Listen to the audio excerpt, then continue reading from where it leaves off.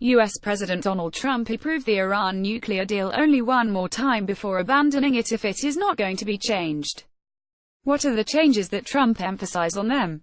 Mr. Trump wants Congress to make changes to an international agreement, which obviously Congress does not have the power to do. They include changing the sunset provisions and making a one-year breakout time permanent.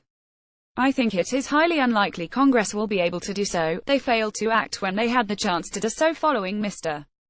Trump's refusal to certify compliance. If Congress were going to act, that would have been the time to do it, but the 60-day window came and went. Mr. Trump also wants Iran's ballistic missile program to be addressed.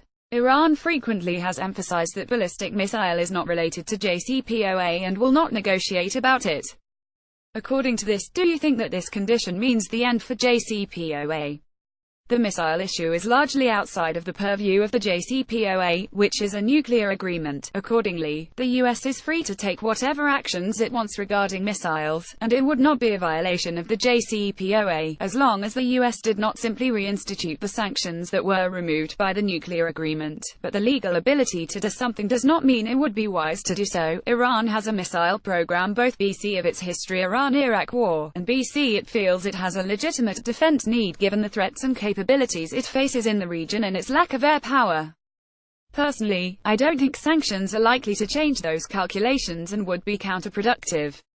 The White House wants a deal with EU signatories to make restrictions on Iran's uranium enrichment permanent. Under the current deal, they are set to expire in 2025. Do you think EU will accept this condition? If so, will Iran accept it?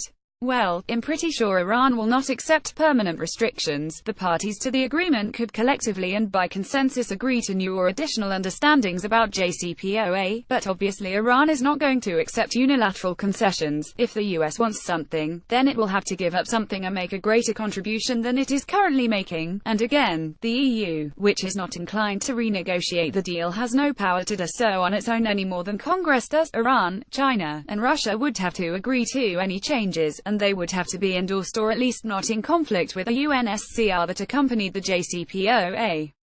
By Javad Aranya.